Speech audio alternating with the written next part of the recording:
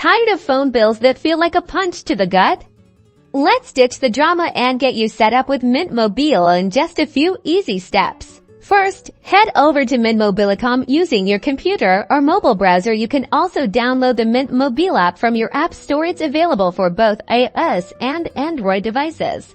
Now, it's time to pick the perfect plan for you. Mint Mobile offers various data options to fit your needs and budget. Take a look at the data amounts and prices offered, and select the one that sounds right for your monthly use. Don't worry, you can always adjust it later.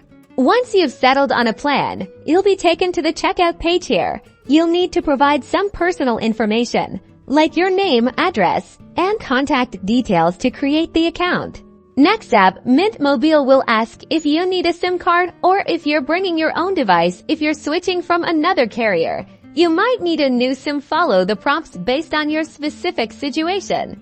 The grand finale, create a strong password for your Mint Mobile account. This will be your key to managing your plan and payments, so make it something secure that you will remember.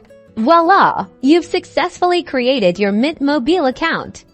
You should receive a confirmation email or be directed to your account dashboard within the app. From there, you can activate your service and start enjoying the savings.